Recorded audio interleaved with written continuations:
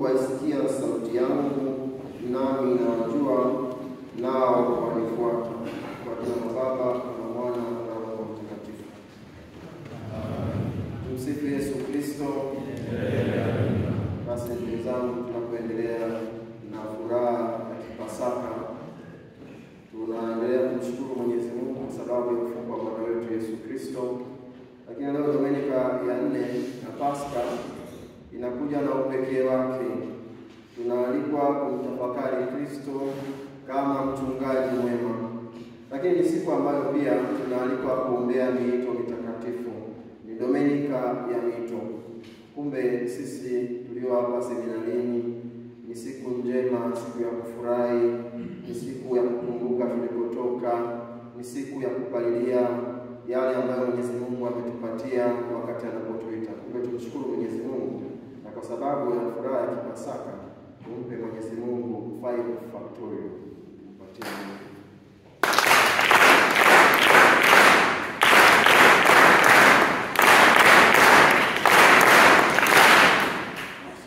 tunafurahi kwamba tumeitwa na tumeitikia. Tunashukuru Mungu.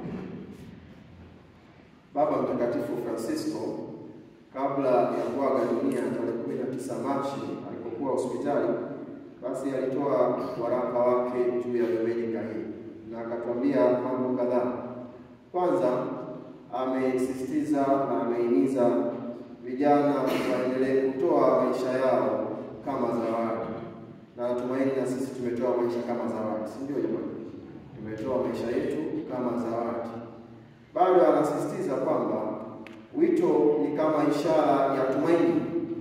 Tumaini ambalo Mungu analo kwa binadamu. Tumaini ambalo litabadilisha giza kuwa mwanga. Na mimi nina matumaini kwamba sisi mapadri, wa seminari, watawa, na sisi kwa kweli tunatembea katika hilo tumaini. Mwenyezi Mungu anatutazama sisi kama tumaini.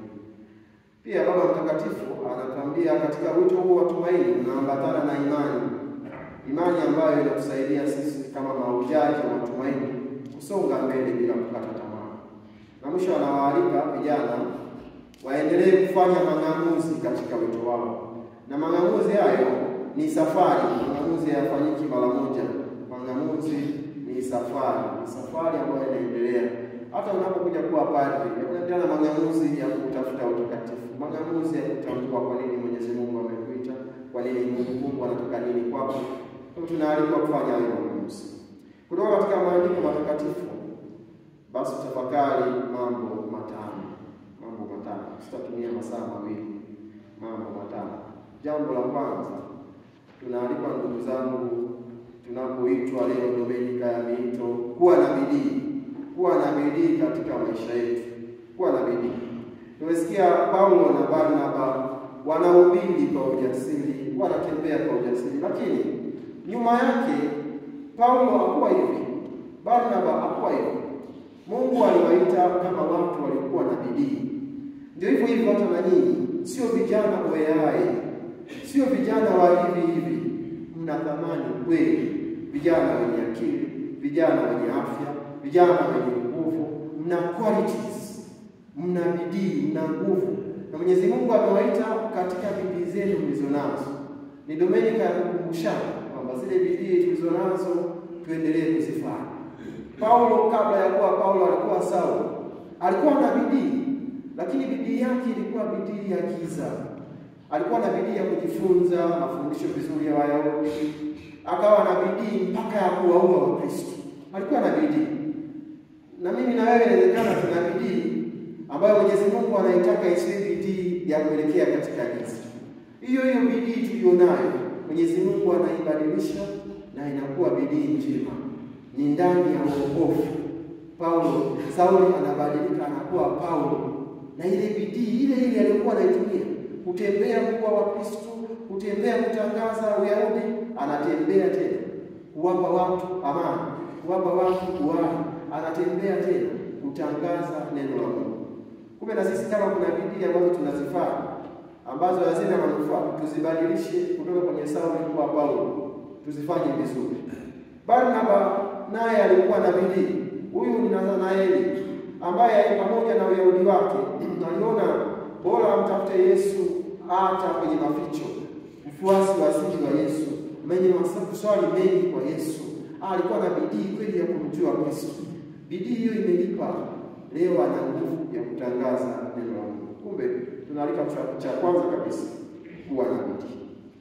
Pili, tunawasikia Barnaba na Paulo, kuna watu ambao wanawakubali, wanawashangilia.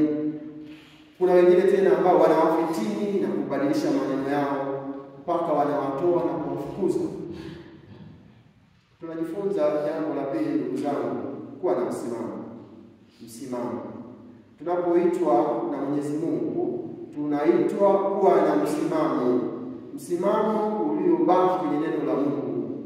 Sisi tutakutana na magumu mengi. Unaweza ukatamani kila mtu akukubali, haitawahi kutokea. Kama ukiambatana na Kristo ambaye watu wamekataa, na wewe utakataliwa vile vile. Watu wengine watakurudia na njama, watu wengine watakufanyia na uhaini na kadhalika. Wewe unapaswa kubaki na msimamo wa neno la Mungu. Wanabaki na msimamo wa neno la Mungu na wanakumbushia kitu gani kinachowasukuma kuwa na msimamo. Wanasema, tumeambiwa, nimekuweka uwe nuru ya mataifa, upate kuwa wokovu hata mwisho. Fratelli, umeitwa kuwa nuru ya nini? Ya mataifa. Jisikie vizuri. Wewe mwambie mwenzako, wewe ni nuru. Wewe ni nuru. Hata kama anasinzia, wewe mwambie wewe ni nuru. Atasikia kwenye subconscious kama yeye ni nuru. Unajua ni vizuri sana kufurahi kwamba Mwenyezi Mungu ametufanya kwa thamani sana. Nimekuweka kuwa nuru ya nani? Ya mataifa. Wewe sio mzaa. Wewe sio mchezo. Nuru inafanya nini? Nuru inaangaza. Nuru inaleta faraja.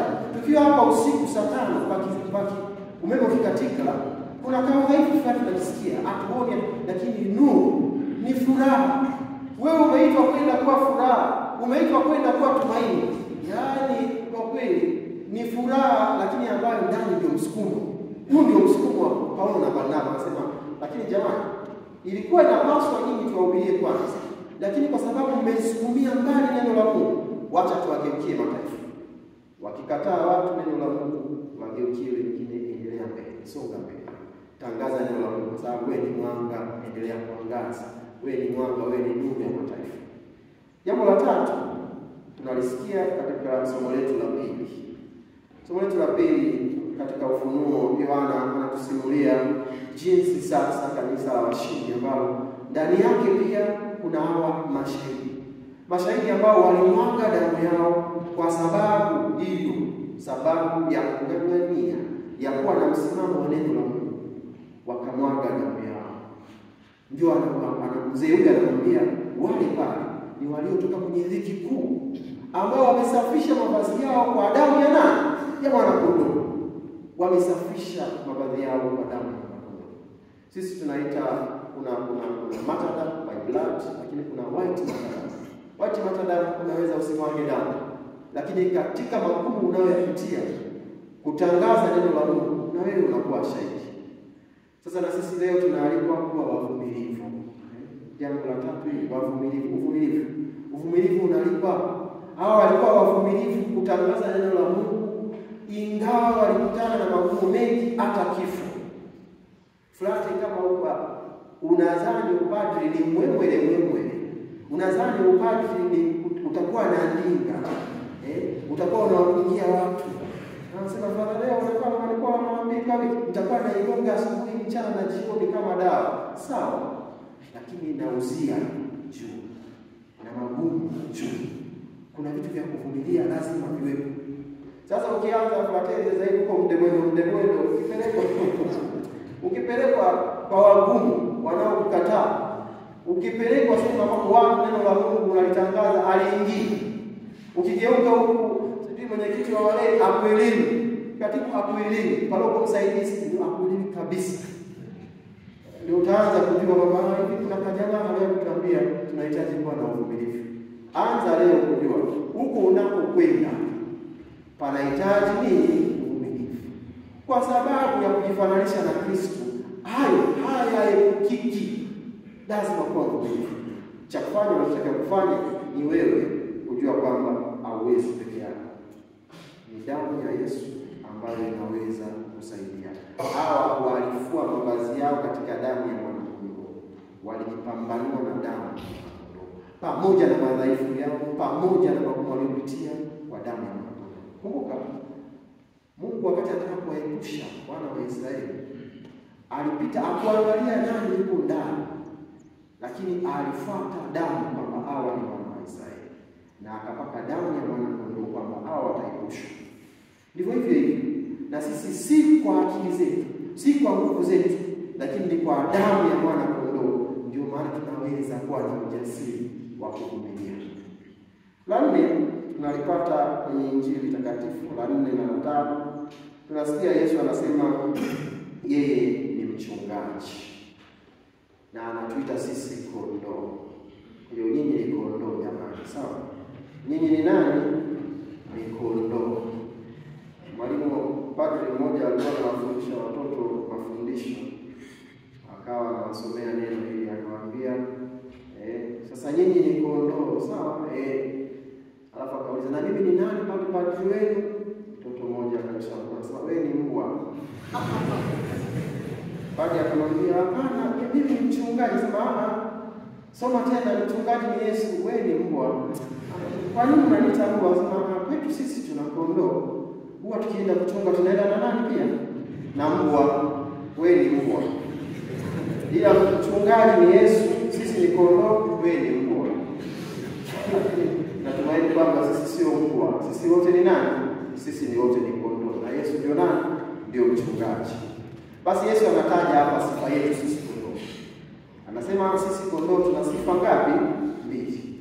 Na yeye mchungaji ana sifa 3.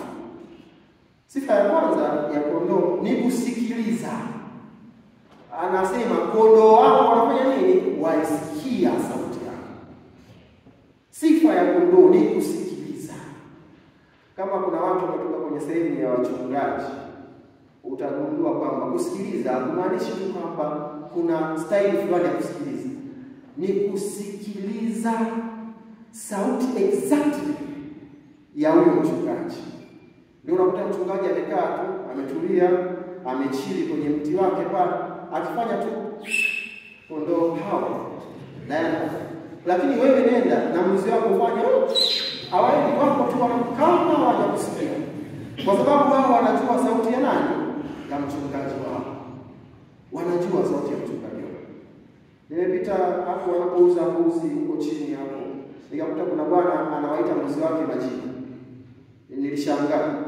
Wewe jasa, sogea mbuzi nani mwenzio? Nikasema labda kuna kitu hakiko sawa. Lakini ni tabia ya mchungaji.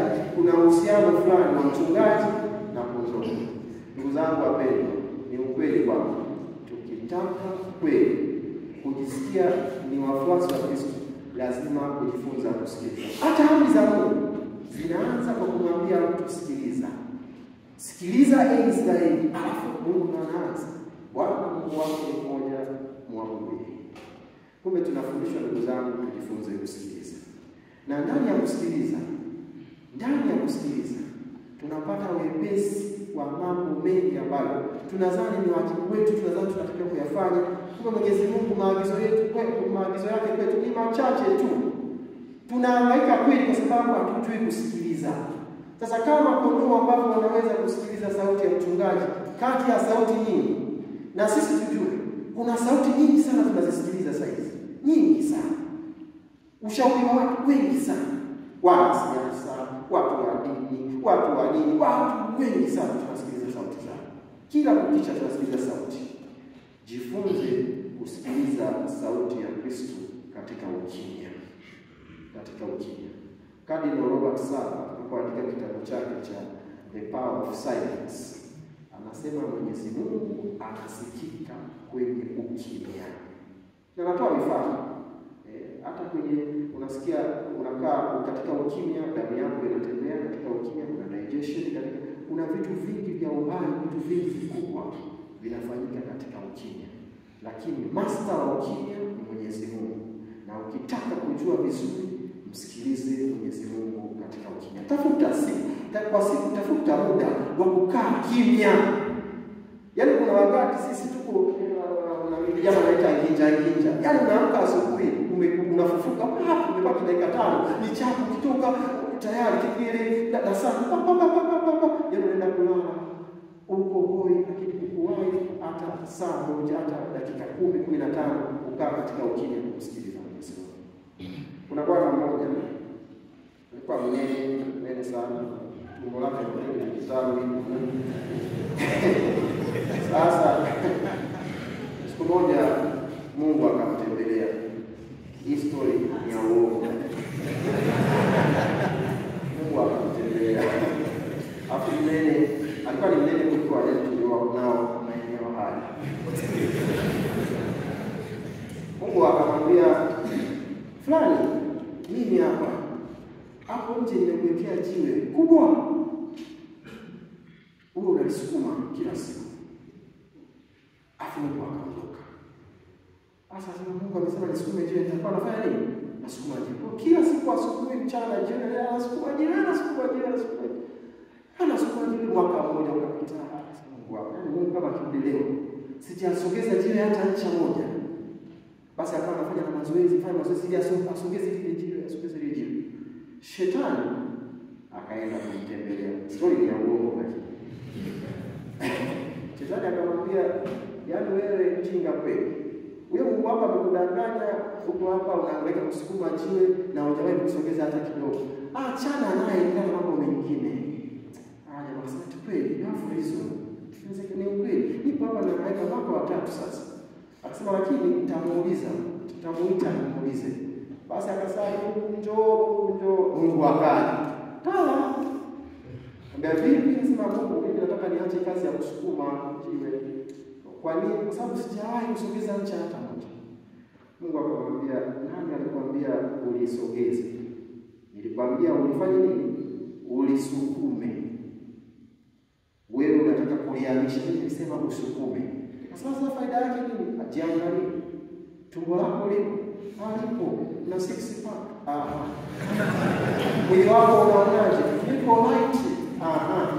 Basi mimi nikuletea jiwe hapa ili walau balance mwili wako. Mimi swala kusogeza jiwe kusogeza mwenyewe, sinilileta mwenyewe. Kwa hiyo swala lako wewe kufanya nini? Kusukuma. Mafrateli, naombeni msukume. Kuna vitu Mwenyezi Mungu anachokuita kukwambia, sukuma hicho tu. Achana na mambo mengine. Mengine atafanya nani? Mwenyezi Mungu. Msikilize sauti yake. Huko hapa masomo ya elimu na familia. Wewe sio wa kujenga kwenye familia. Umeitwa utaapa na umaskini. Wewe sukuma tu. Wewe nenda kasoma metaphysics, sukuma jiwe. Logic, sukuma jiwe. Wewe sukuma jiwe kadiri ya maelekezo ya walezi wako, sukuma jiwe. Nenda kanisani, nenda. Nini kama kondoo, nenda sukuma jiwe. Kesho yake utakuwa padri mzuri kwa sababu ulisikiliza. Yesu anasema pia, hawa kondoo anawajua. Anasema nani nawajua? Kondoo wangu nawajua. Mara moja kulikuwa kuna sensa. Kama mlikuwa mmezaliwa tunafanya sensa. Basi patokea sensa. Basi huyo mhesabu sensa akafika kijijini huko, akakuta hizi extended family. Akakuta watu wengi wamekaa kwenye kaya moja. Sema nani nilikuwa kaya? Sema babu huyo. Basi babu, tuambie idadi ya watu. Akasema kuna watu 4 fulani. Mke wa kwanza na mtoto wa kwanza fulani, mtoto wa pili mpaka 7. Mke wa pili akataja majina yao wote mpaka wachukua vitu. Hiyo asensa akamwambia sawa, mimi sitaki majina, nataka namba. Wangapi nao? Akarudia tena kutaja majina. Mtu wa sensa akasirika, akasema sasa mimi nataka idadi. Akasema mimi sijui idadi yao, na wajua kwa majina yao. Yesu anatujua si kwa idadi. Anatujua kwa majina. That is great. Yesu anakujua wewe peke yako. Ananijua mimi peke yangu. Anatujua kwa majina. Ndio maana anatuambia, anatuita ni wa thamani kweli. Anatujua. Na ndio maana hata mkiwa 700 darasa moja, siku ya worklight, siku ya ushemasi, siku ya upande, hatutaita darasa la mwisho mjongee mbele kwa ushemasi. Ataitwa mtu mmoja. Kwa sababu Mungu ameita mtu mmoja. na anakujua. Chukua hilo kama sehemu ya faraja. Kila unapopitia magumu na kadhalika, jua Mwenyezi Mungu anafanya nini? Anakujua. Amekuita wewe kwa jina. Anakujua wewe kwa undani wako. Mwishoni Yesu anasema sisi tumfuate. Tumfuate. Tusikilize na tufuate. Kusikiliza, ndugu zangu, sio kusikia mawimbi ya mlio wa sauti. Kusikiliza kunaambatana na kufuata. Hakuna kusikiliza bila kufuata. Tunaalikwa sisi kweli kusikiliza na kufuata. Na tunamfuata yeye ambaye ametoa hili. Kwamba na Yesu anatuonyesha kwamba sisi ni wa thamani kweli. Anasema hawa kondoo nao wajua, ninawapa uzima wa milele. Ukimsikiliza na ukamfuata anakupatia uzima wa milele. Lakini mbali na hiyo anakulinda. Na ulinzi wenyewe anausemaje? Hakuna atakaye wapokonya mikononi mwao. Na hakuna atakaye wapokonya mikononi mwa Baba, kwa sababu mimi na Baba ni mmoja. Kwa Mwenyezi Mungu anakupenda, amekuita kwa jina. Mwenyezi Mungu anakulisha kwa Ekaristi, kwa sakramenti zake. Na Mwenyezi Mungu kwa ulinzi wake anaahidi, ukimsikiliza ukamfuata atakulinda na hautakuondoka